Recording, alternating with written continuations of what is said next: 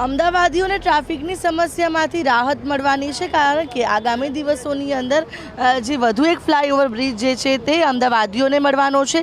વાડજથી રાણીપને જોડતો આ 106 કરોડના ખર્ચે જે નવનિર્મિત ફ્લાયઓવર જે છે તે બનીને તૈયાર થઈ ગયો છે। ટૂંક જ સમયમાં તેનું લોકાર્પણ છે તે કરવામાં આવશે। ગાંધી આશ્રમ, અખબારનગર અને રાણીપ વચ્ચેની કનેક્ટિવિટી છે ખૂબ ઝડપી બનવાની છે।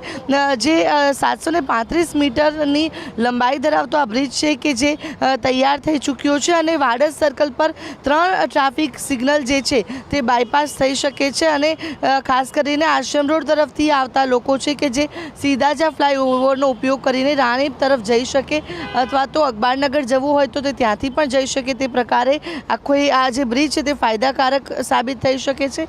આખો બ્રિજ છે તે બનીને તૈયાર થઈ ચૂક્યો છે અને જે રીતે વાડજ સર્કલ પર ટ્રાફિકની સમસ્યા સૌથી વધુ સર્જાય છે અને આ પરિસ્થિતિની વચ્ચે હવે આ ફ્લાય ઓવર જે બ્રિજ છે તે લોકોનો સમય છે તે બચાવશે અને એટલું જ નહીં પરંતુ જે કનેક્ટિવિટી છે તે તેનાથી ઘણી સારી સાબિત થઈ શકે તે પ્રકારનું છે। ત્યારે આ નવો ફ્લાયઓવર બ્રિજ હવે બનીને તૈયાર છે અને જલ્દી જ તેનું લોકાર્પણ કરવામાં આવશે, જેથી લોકોને ટ્રાફિકમાંથી આંશિક રાહત મળશે।